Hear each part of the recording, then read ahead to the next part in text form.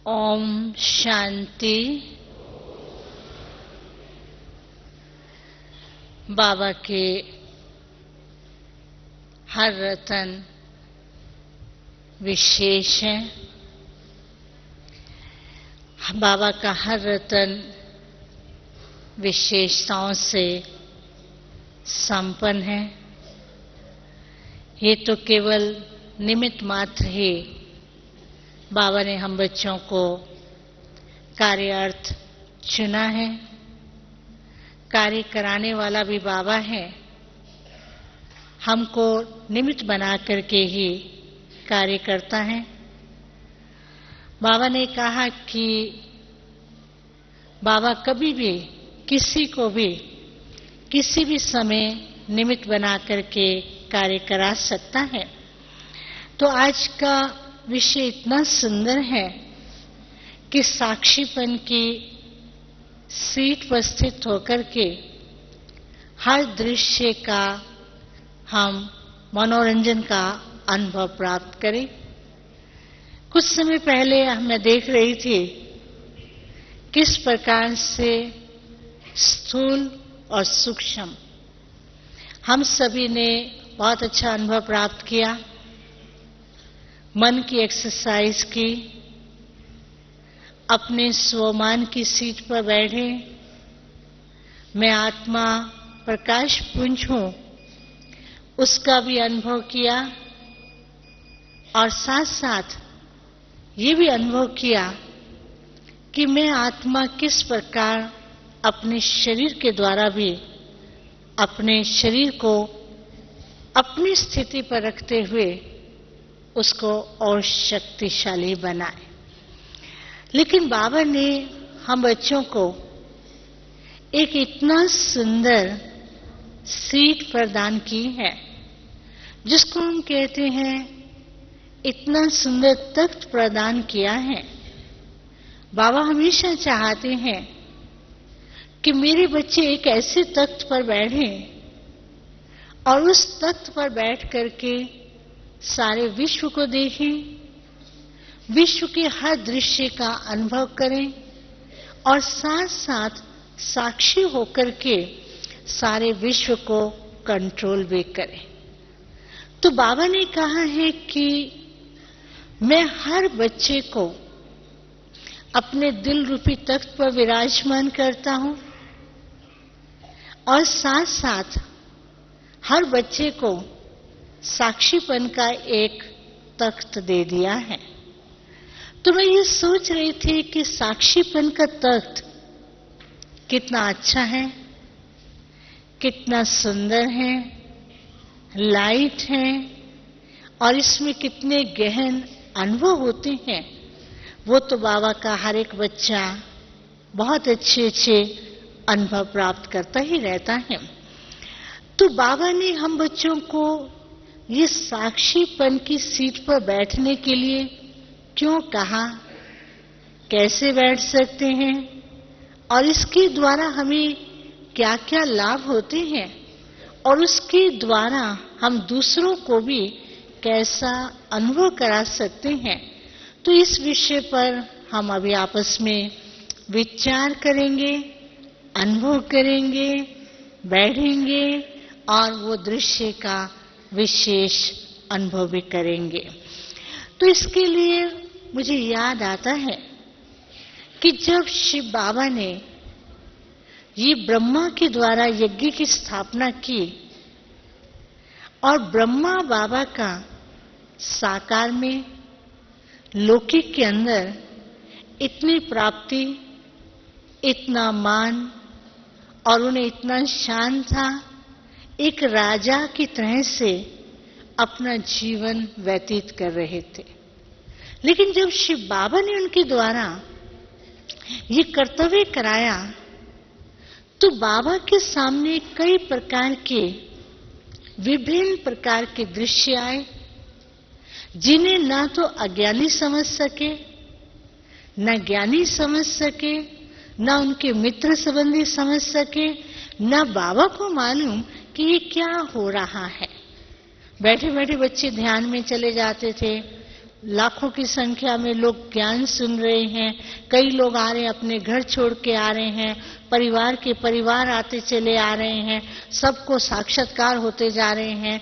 कोई कृष्ण को देख रहा है, कोई सतयुग में नाच रहा है, कोई उसी स्थिति में है, कोई 8-8 दिन तक उस स्टेज में रहते थे। तो बाबा को लगता था ये क्या हो रहा है। तो बाबा ने उस समय अपनी स्टेज को एक ऐसी स्थिति पर खड़ा किया, ये कह करके कि ये शिव बाबा का कार्य है, शिव बाबा ही करा रहा है। बाबा को अंश मात्र भी संशय नहीं हुआ। बाबा को ये भी नहीं हुआ कि ये सब क्या हो रहा है। भक्ति मार्ग में कोई साक्षात्कार कर ही नहीं सकता है, इतनी गहन तपस्या करता है तब जाकर के उसको साक्षात्कार होता है, और यहाँ बैठते ही साक्षात्कार हो रहे हैं।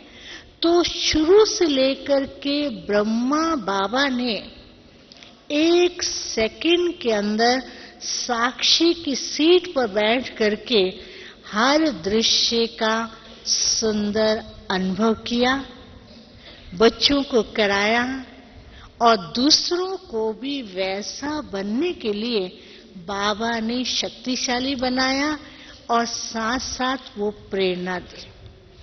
तो अब इसमें हमें सोचना है कि साक्षीपन की सीट तो बाबा ने हमें बता दी, लेकिन साक्षीपन की सीट पर कौन विराजमान हो सकता है, उसके लिए किन किन बातों का होना हमारे अंदर बहुत जरूरी है।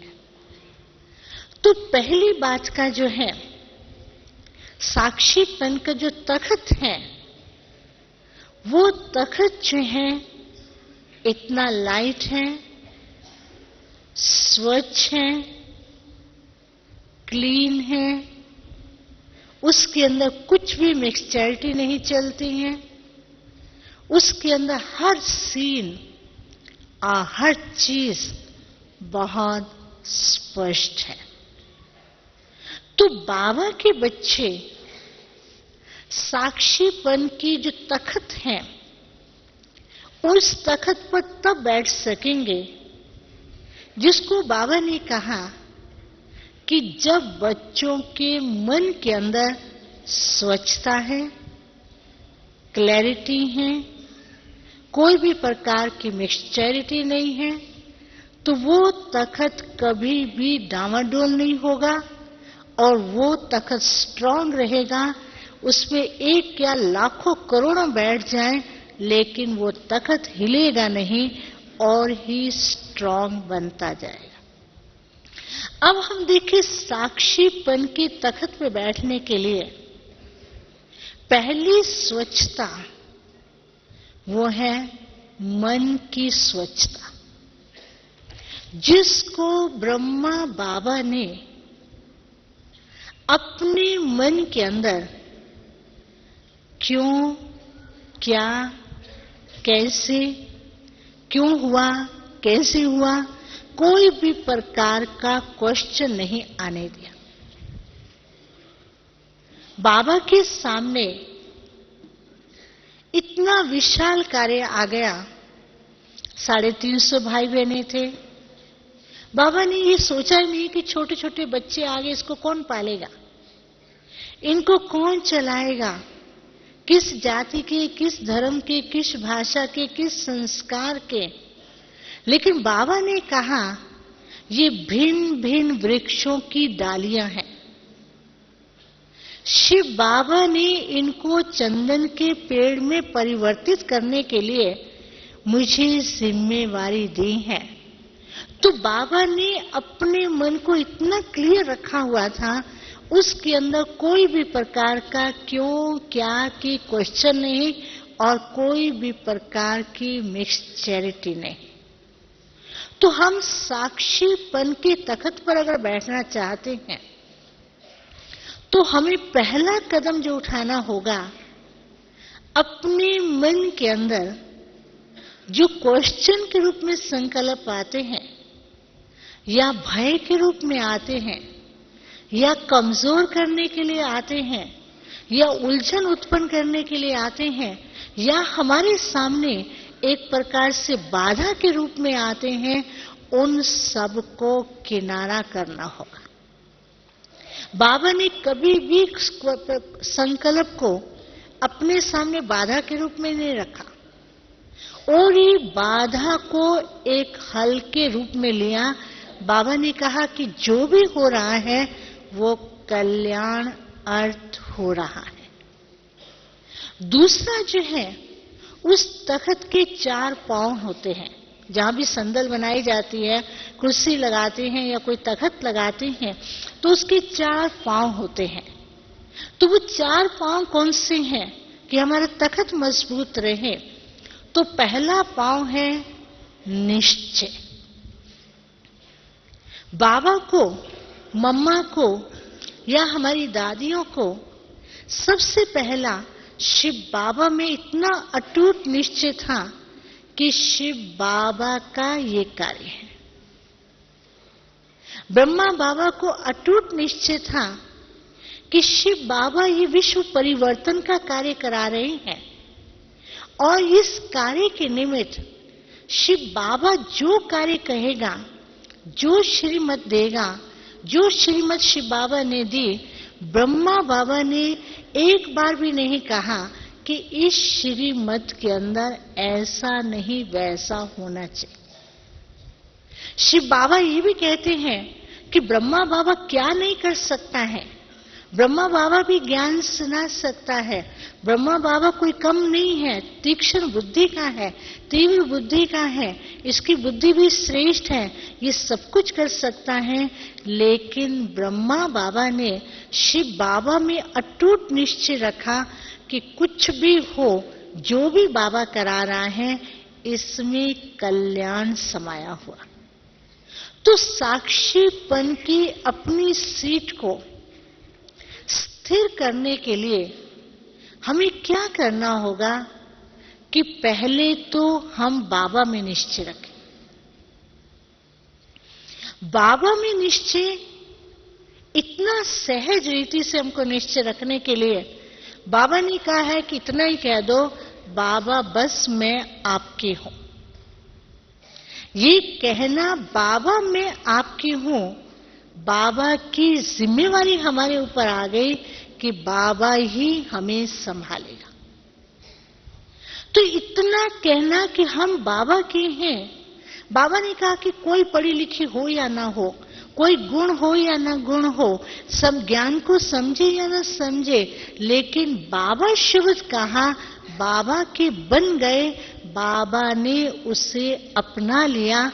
वह छोड़ करके जाना चाहे लेकिन बाबा उसे नहीं छोड़े।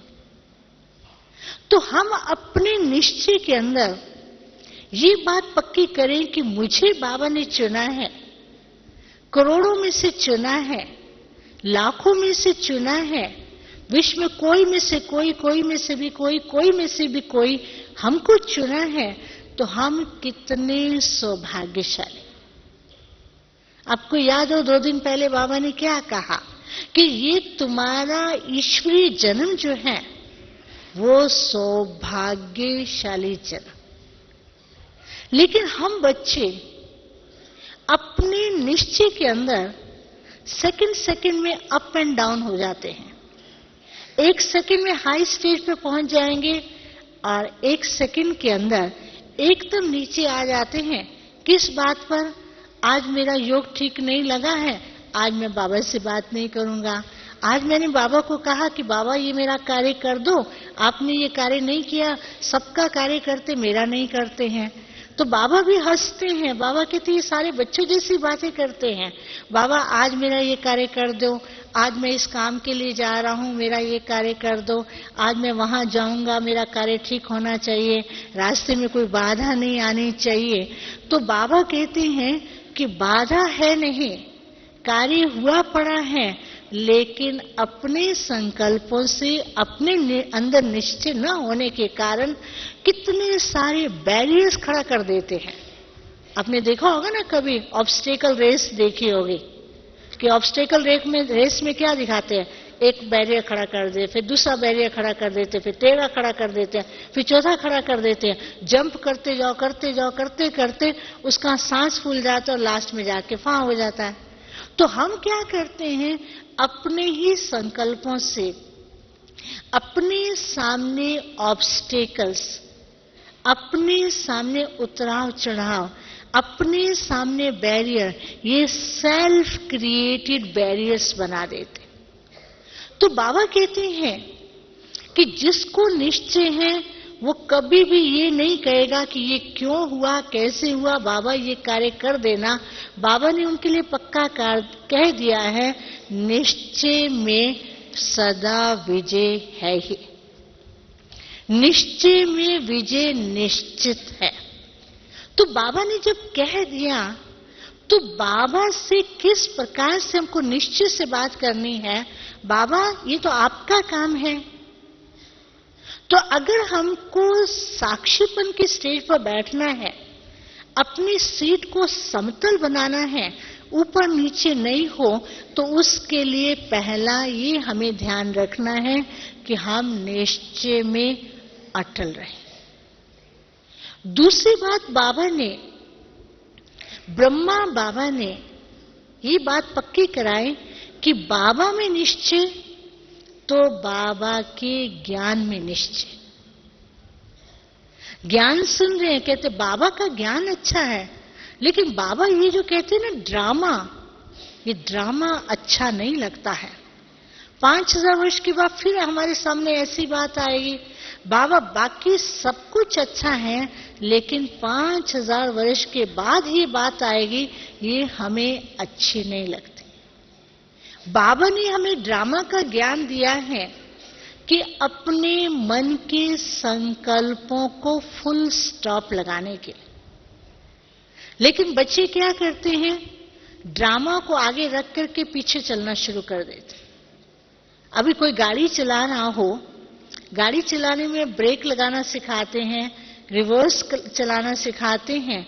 और रिवर्स इसलिए कि जहां पर कोई एक्सीडेंट है, जहां पर कोई ऐसी ऊंची चीज है, जहां पर कोई टक्कर होने वाली है, जहां रास्ता क्लियर नहीं है, उसको रिवर्स करके साइड में लेकर के गाड़ी को ले जाओ। अगर कोई व्यक्ति रिवर्स से गाड़ी चलाता रहेगा तो उसको गाड़ी चलाना कहेंगे? तो बाबा ने क्या कहा कि ये ड्रामा का ज्ञान है आगे बढ़ने के लिए। ड्रामा का ज्ञान दिया है अपने सामने अपने इस पुरुषार्थ को तीव्र करने के लिए। लेकिन कई बच्चों ने क्या किया, ड्रामा में होगा तो सेंटर पर आ जाएंगे, ड्रामा में होगा तो बाबा से मिल लेंगे, ड्रामा में होगा तो पुरुषार्थ कर लेंगे। तो उसमें रिवर्स चक्कर चलाने से सारी एनर्जी समाप्त हो जाती है, कोई भी प्राप्ति नहीं होती है, और ये पुरुषार्थ हार्ड हो जाता है, थक जाते हैं, पुरुषार्थ करते करते सांस फूलने लगता है, बैठ नहीं सकते हैं, कहेंगे हम इतनी मेहनत करते हैं, हमें तो अपने जीवन के अंदर कुछ प्राप्ति नहीं होती है। तो बाबा ने ये कहा है कि ड्रामा का हर सीन कल्याणकारी। ड्रामा के लिए बाबा ने कहा कि ड्रामा के हर दृश्य को देख करके खुश हो, एंजॉय करो। लेकिन एक बार बाबा ने कहा था कि बच्चे आप डायरेक्टर की सीट पे बैठ जाओ।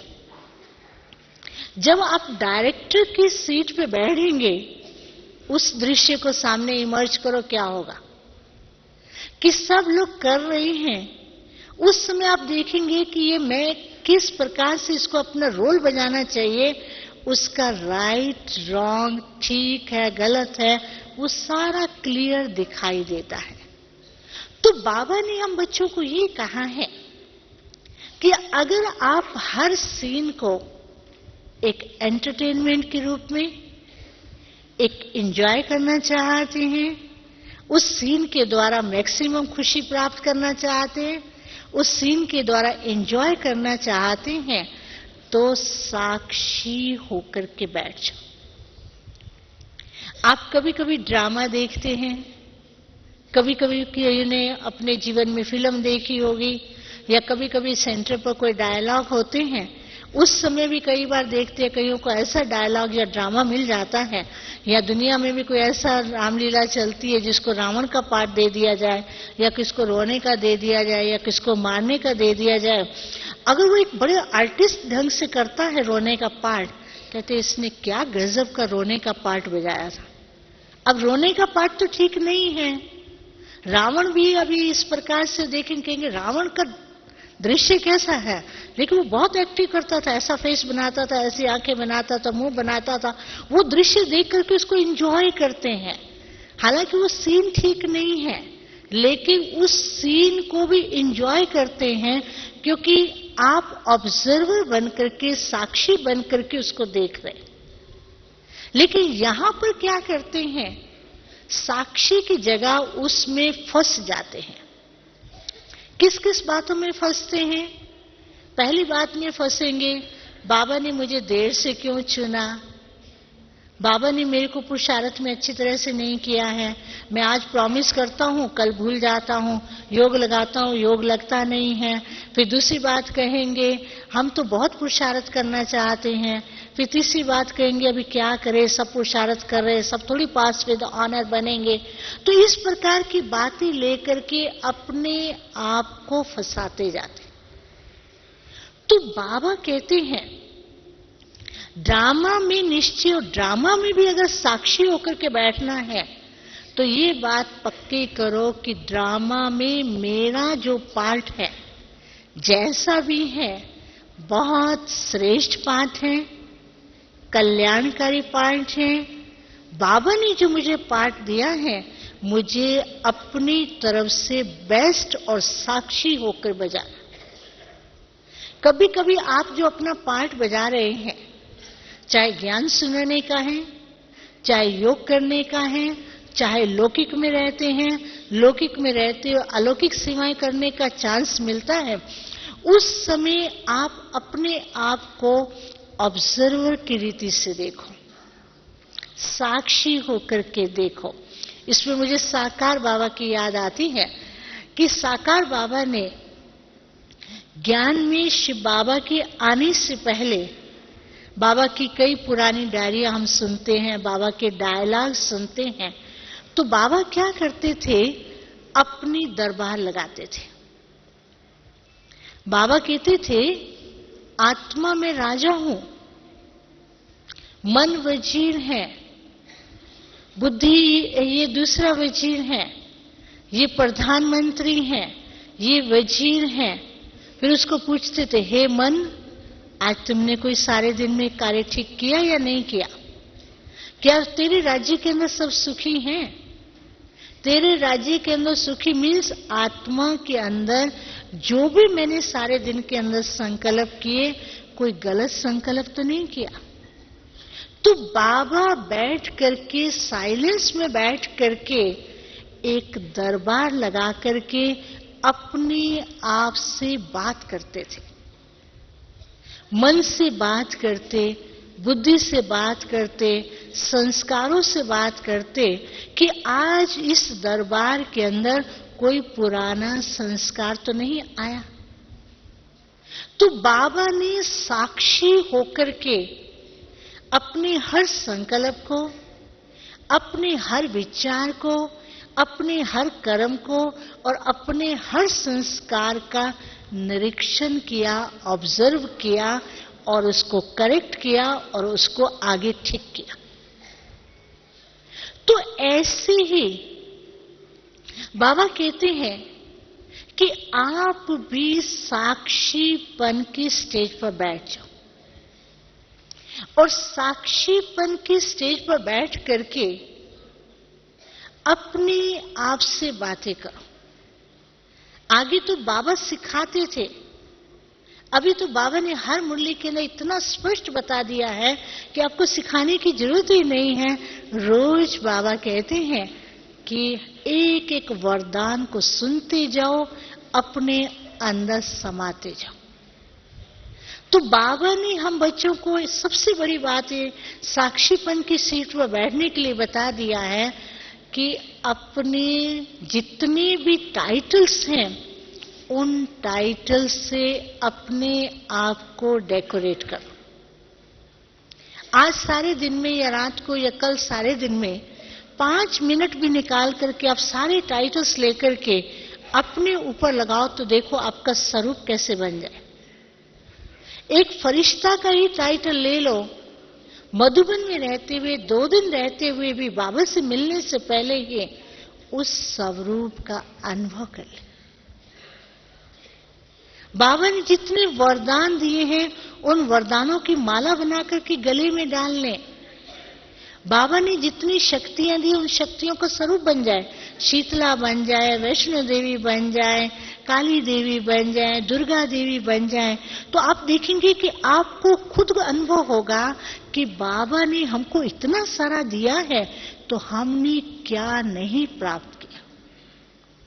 लेकिन वो अनुभव न होने के कारण बाबा को कहेंगे बाबा ये शक्ति दे दो, बाबा मेरे में ये कमजोरी है, बाबा मेरे को ये अनुभव नहीं होता है, बाबा मैं आपके पास आया हूँ, ऐसा अनुभव करने के लिए आया हूँ, बाबा मैं अपनी कमजोरी छोड़ के जाऊंगा, घर जाऊंगा, मेरी ये कमजोरी मेरे साथ ना जाए।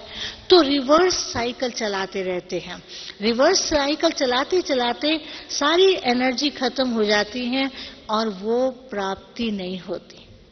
तो यहाँ आए हैं, एक बात का पक्का करके जाना है कि बाबा ने जो कुछ मुझे दिया है और जो रोज दे रहे हैं और अभी बाबा मिलन में जो हमें मिलेगा वो सब कुछ अपने में समा लेना और समा करके राजा बन करके अपनी सीट पे बैठ जाना और अपनी सीट पर बैठ करके एक एक गुण बांटते जाओ, एक एक शक्ति का प्रयोग करो, अपने आप को डेकोरेट करके सीट पे बैठना। जब आप देखते हैं ना, पहले भी राज दरबार लगती थी तो राजा जब भी राज दरबार के अंदर अपनी फुल ड्रेस में आता है, मुकुट डाला होगा, अपना वो डाला होगा और ऐसे वैसे नहीं, कमरे में साधारण रीति से रहेगा, लेकिन जब वो सीट पर आकर के बैठता है फुल ड्रेस में होता है, फुल डेकोरेशन होती है। अगर एक भी कमी होगी तो देखने वाला कहेगा आज राजा अपनी फुल ड्रेस में नहीं आया। उसका जब अभिवादन करते तो उसका पूरा टाइटल बोलेंगे, महाराज, अधिराज, और पूरा 10 लाइन का टाइटल बोलेंगे। उसमें एक शब्द भी कमी हुई तो कहेंगे महाराजा का सत्कार ठीक नहीं किया है क्योंकि उसका टाइटल ठीक नहीं बोला है। तो बाबा कहते हैं कि आप भी राजा हो, आप भी महाराजा हो। बाबा कहते मेरा हर एक बच्चा राजा बच्चा है, मैं चाहता हूं कि मेरा हर बच्चा राजा बने। तो बाबा हर एक बच्चे को राजा के रूप में देखते हैं, राजा बच्चे के रूप में देखते हैं। तो बाबा कहते हैं कि मेरा हर बच्चा जो है वो अपने सोमान की सीट से नीचे ना उतरे।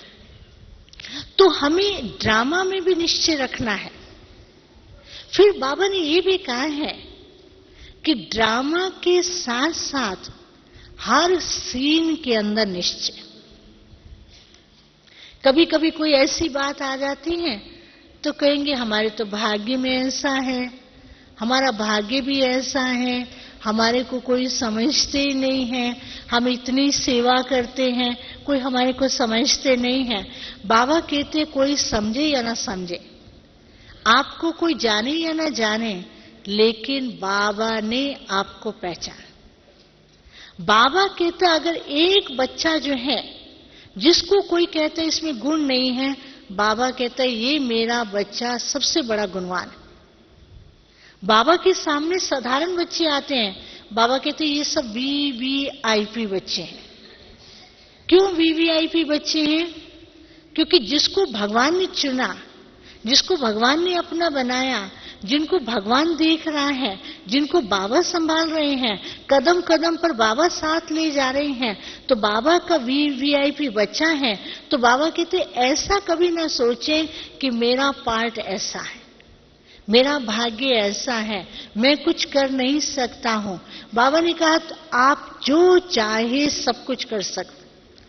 कई बार शुरू में बाबा के पास माताएं आती थी तो माताएं बाबा को कहती थी बाबा हम क्या करें, हमको ज्ञान तो समझ में नहीं आता है। बाबा कहते ना आए समझ में, इतना तो कह सकती बाबा तुम मेरे मैं तेरी हूं। तो माताएं क्या करती थी, हमेशा कहती थी बाबा तुम मेरे, मैं तुम्हारी हूं। इतनी प्यार से बाबा को कहती थी। और बाबा कहा, और बाबा उन माताओं को देख करके कहते थे ये माताएं तो सत्युग दुनिया में राज करती रहेंगी। बाबा खुद भी बताते थे, बाबा के सामने जब माताएं आती थी, भोली भाली माताएं आती थी, तो बाबा कहते थे कितनी भाग्यशाली आत्माएं हैं कि भगवान के साथ गोप गोपिकाएं नाच रही हैं और इतना अच्छा अनुभव कर रही हैं। ऐसा अतीन्द्रिय सुख तो कभी भी सारे कल्प में नहीं मिलेगा। तो बाबा ने कहा कि अपने अंदर निश्चय, हर सीन के अंदर निश्चय रखना है। फिर बाबा ने कहा कि ज्ञान के साथ साथ बाबा के हर परिवार के बच्चे, बाबा के ब्राह्मण बच्चों से भी निश्चय के साथ साथ स्नेह भी रखना, कि बाबा ने इतने सारे बच्चों को चुना है, इतना बड़ा ब्राह्मण परिवार है, ऐसा ब्राह्मण परिवार तो कहीं पर मिलेगा नहीं। तो जब हम ये सब अपने जीवन के अंदर लाते हैं तो हमारे को साक्षीपन के अनेक अनुभव होते हैं। अब साक्षीपन की सीट में बैठने के लिए और क्या करना है? साक्षीपन की सीट में बैठने के लिए सबसे पहले अपने स्वमान में टिको। जिसको बाबा ने कहा कि तुम आत्माएं इस ड्रामा के अंदर हीरो पार्टधारी, तुम आत्माएं पूजनीय हो, तुम आत्माएं पूर्वज आत्माएं हो, तुम आत्माएं ही इस वृक्ष के अंदर उसकी जड़ में बैठी हो। तो ये स्वमान में जब आप टिकेंगे तो सारा विश्व आपके सामने आएगा कि हम पूर्वज आत्माएं हैं, ये हमारा सारा वंश है। और जब आप अपने वंश को देखेंगे तो अपनी स्टेज इतनी हाई जाएगी, इतनी ऊंची जाएगी, इतना स्पष्ट दिखाई देगा कि इतने बड़े वंश के हम पूर्वज आत्माएं हैं और मेरा क्या कर्तव्य बनता है, मेरा क्या फर्ज बनता है और मुझे क्या करना है। तो इस स्थिति के आधार से हमारी आंतरिक स्टेज जो है वो हाई लेवल की होगी, ऊंची होगी, कभी भी ऊंचे से नीचे नहीं आएगी और कभी भी मेरा तेरा उतराव चढ़ाव में नहीं रही। तो इसके लिए बाबा ने हम बच्चों को एक बात बताई है कि सदा बाबा के पास बैठे रहो। जिसको बाबा ने कहा कि बाबा को अपना कंबाइंड बना लो, बाबा के साथ कंबाइंड होकर के रहो, कभी भी बाबा से अलग नहीं होंगे। जैसे बाबा चल रहा है, बाबा चला रहा है, हम भी बाबा के साथ हर दृश्य को देख करके एंजॉय करेंगे। फिर बाबा ने हमको इसके लिए एक बात का और भी ध्यान खिंचवाया है।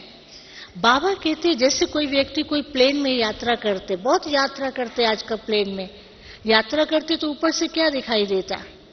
छोटे छोटे मकान दिखाई देंगे, व्यक्ति छोटा छोटा दिखाई देगा।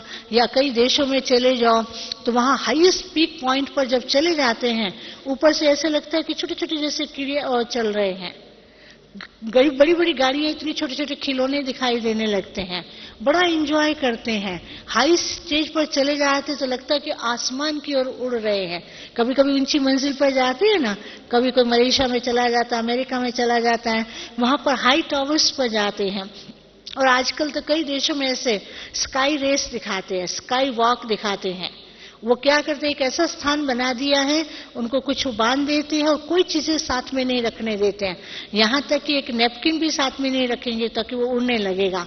उनको स्काई वॉक कराते हैं। स्काई वॉक करते हैं ना तो ऐसा लगता है जैसे हम फरिश्ते उड़ रहे हैं।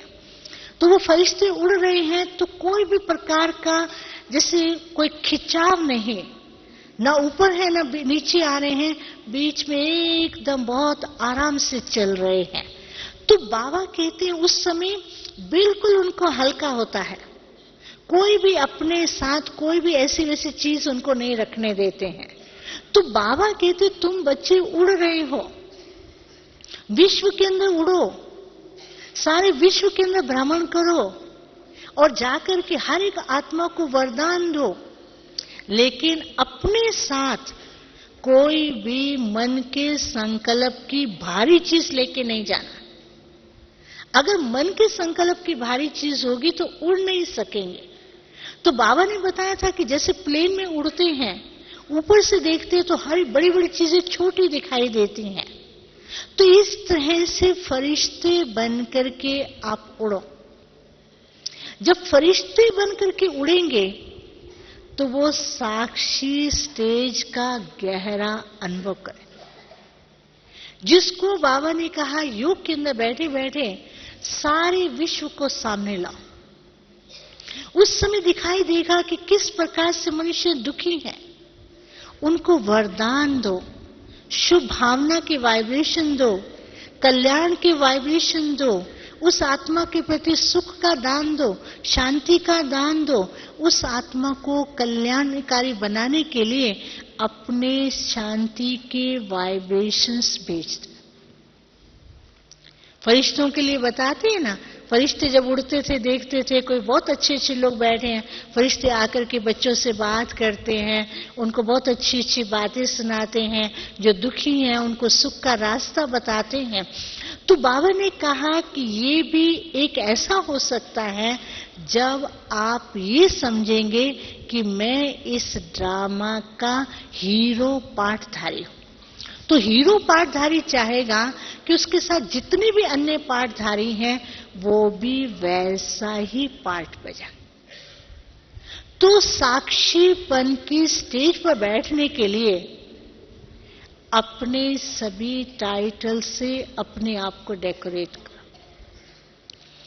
दूसरा, साक्षीपन की स्टेज पर बैठ जाते जब, तब आप कभी भी एक एक दृश्य को देखते जाओ। एक एक दृश्य को कैसे देखेंगे? पहले स्वयं से देखना शुरू करो। स्वयं से कैसे देखेंगे? कि बाबा ने मुझे कहा है तुम महान आत्मा हो, वरदानी आत्मा हो, महादानी हो, कल्याणी हो, विश्व कल्याणी हो, मास्टर दाता हो, मास्टर विधाता हो। अब उस सीट पर बैठ जाओ। अब उस सीट पर बैठ करके देते जाओ, देते जाओ। राजाओं के बारे में बताते हैं कि राजाओं के दरबार में अगर कोई भी आ जाए, गरीब आ जाए, अमीर आ जाए, कोई खाली नहीं जाते थे। राजाएं तो छोड़ो, अपने ब्रह्मा बाबा को देखते हैं।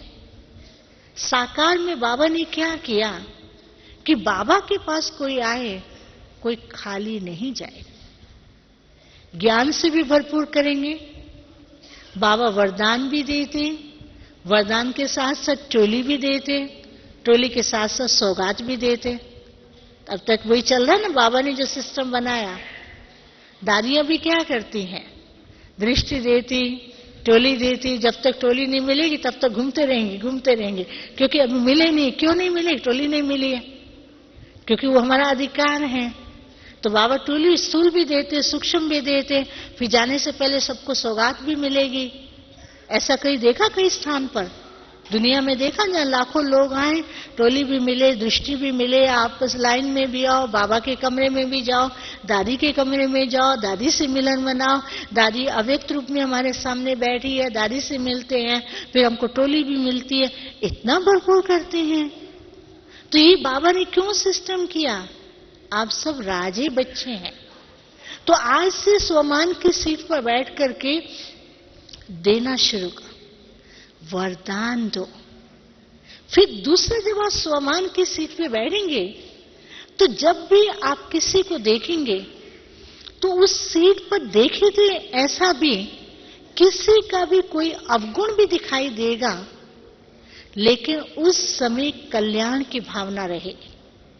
उस समय ये नहीं रहेगा कि ये ऐसा क्यों कर रहा है, ये तो ठीक नहीं कर रहा है, इसको ऐसा नहीं करना चाहिए। क्योंकि आप ऊंची स्टेज पर बैठे हैं, तो ऊंची स्टेज पर बैठ करके हमारा नेचुरली वो संस्कार आएगा।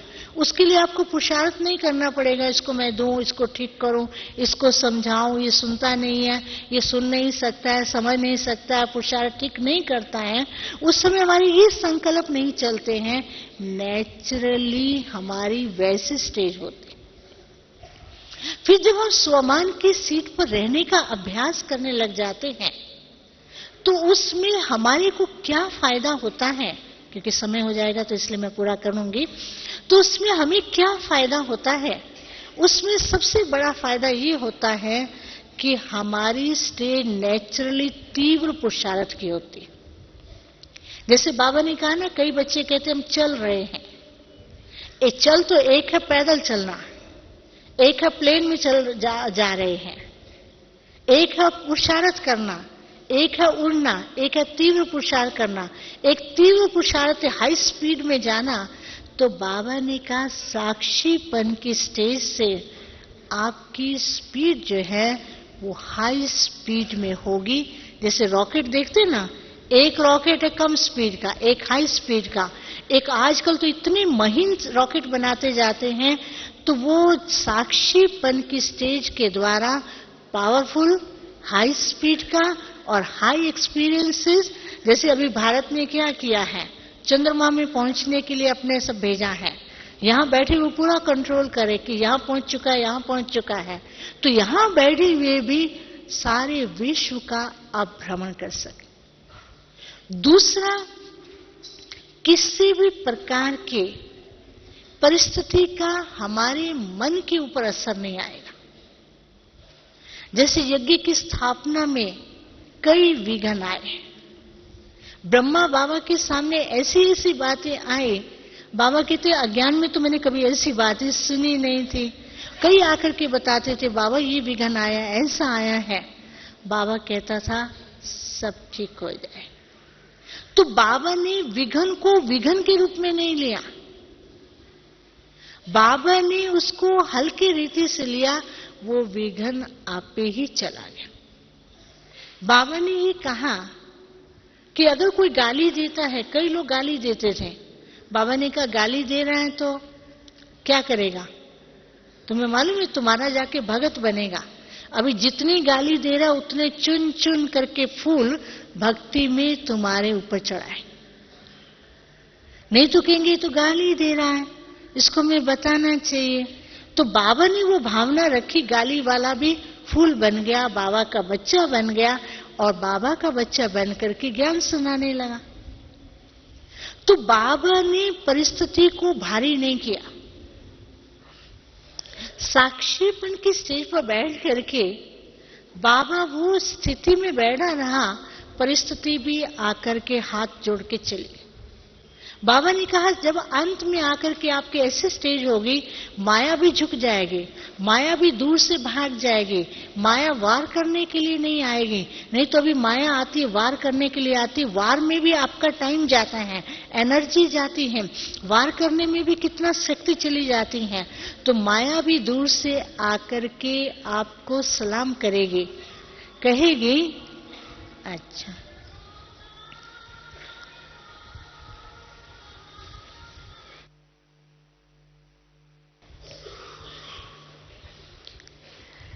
तो साकार में हमने देखा कि बाबा माया को भी कैसे एंजॉय करते थे। कहते माया भी तो बेटी है ना, माया को भेजता हूँ बच्चों के पास, जाओ बच्चों से जाकर के लड़ाई करो, बच्चों को परीक्षा लो। बच्चे कहते थे बाबा माया को मत भेजना, बाबा कहते थे नहीं मैं माया को भेजता हूँ।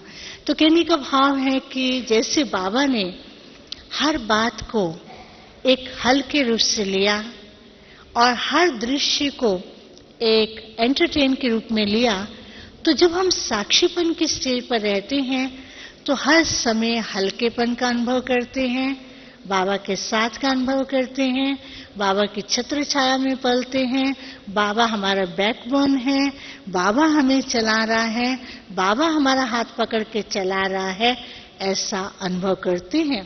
तो आप सभी भी बाबा के घर में अभी आए हैं, बहुत अच्छे अच्छे अनुभव करके जाएंगे और बाबा से मिलेंगे तो बाबा आपको बहुत खजाने भी देंगे, लेकिन वो झोली भर के जाना, यहाँ छोड़ के नहीं चले जाना, अपने आप को वैसा डेकोरेट करके जाना।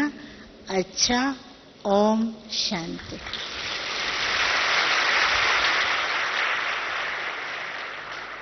साक्षीपन की स्थिति कैसे बनाएं, उसकी बहुत ही सहज विधि, निश्चय, स्वमान, बाबा पर निश्चय, स्वयं पर निश्चय, ड्रामा पर निश्चय, कल्याणकारिता पर निश्चय, ऐसी विभिन्न युक्तियां आपने बताई। आपका बहुत बहुत धन्यवाद। यही कहना चाहूंगी मैं, भाग्यवान हैं हम, भाग्यवान हैं हम जो आपके मथन का मक्खन हमने पाया, भाग्यवान हैं हम जो आपके मथन का मक्खन हमने पाया। साक्षीपन का सहज राज, निश्चय और स्वमान आपने बताया। सरल विधि से गहरी विधियां हैं बताई, सरल विधि से गहरी विधियां हैं बताई। आभार आपका, साक्षीपन के तख्त पर हमको आपने बैठाया, हमको आपने बैठाया। आपको बहुत बहुत तहे दिल से आभार।